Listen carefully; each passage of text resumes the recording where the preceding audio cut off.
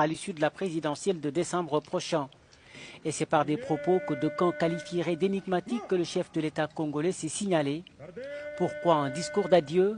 Je ne vous dis pas au revoir, je vous dis à bientôt, a-t-il lancé lors de son speech à l'ouverture du sommet de la SADC à Windhoek en Namibie. Une déclaration qui ne manquera sans doute pas de susciter quelques interprétations. Vous avez vous-même entendu. Monsieur Kabila qui dit devant les chefs d'État, eh bien je ne vous dis pas au revoir, mais je vous dis à bientôt. En 2018, avant l'organisation des élections. Alors, cela explique tout ce qui se passe actuellement. Et pour revenir au pouvoir, il pouvait compter sur qui? Sur quoi?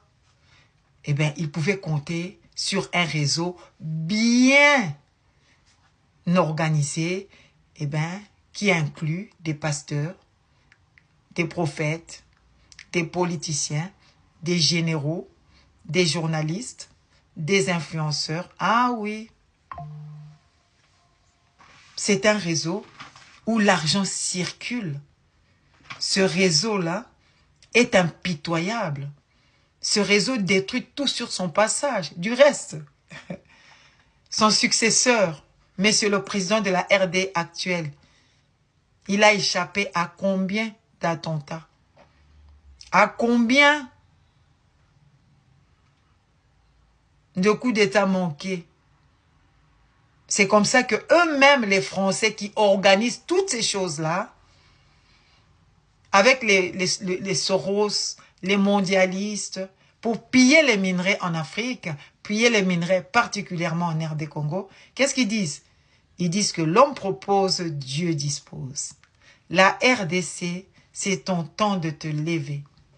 Oui, de jouer ton rôle d'un pays béni, d'un pays au cœur de l'Afrique, d'un pays qui va entraîner, oui, qui va entraîner dans son développement tous les pays du continent. Ah oui, lève-toi. Congolais, deviens conscient de la bénédiction de Dieu dans ton pays. C'est toi que Dieu a choisi. Il faut te regarder dans une glace et dire que oui, je dois être à la hauteur des bénédictions que Dieu a mises sous mon sol. Je ne mérite pas être médiocre. C'est pas la médiocrité chez un Congolais, c'est pas une option. C'est une malédiction. C'est une insulte à Yahweh. Il n'y a pas de place. Réveille-toi, toi qui dors, et que Christ t'éclaire. Et surtout, toi chrétien, sors de l'idolâtrie, sors de la corruption. Tu ne peux pas adorer des hommes. Reviens à Christ, et que Christ puisse vaincre. Vous avez compris pourquoi le président Trump a envoyé ses pasteurs aller prier? Parce que le pays est envoûté. Spirituellement, le pays est envoûté. Le pillage se fait comme ça physiquement, mais spirituellement, il y a des forces démoniaques qui contrôlent les populations, la population congolaise, les populations africaines. Et ces forces-là viennent avec des prédicateurs comme Benny Hinn. Monsieur Benny Hinn, ça fait plus de 30 ans que la RDC pleure ses morts, que le sang coule. Il a fait beaucoup d'évangélisation en RD Congo. Plusieurs fois, il est venu. Je crois 2 ou 3 fois. 2. Ok. Mais le résultat, l'évangile seul a développé l'Occident.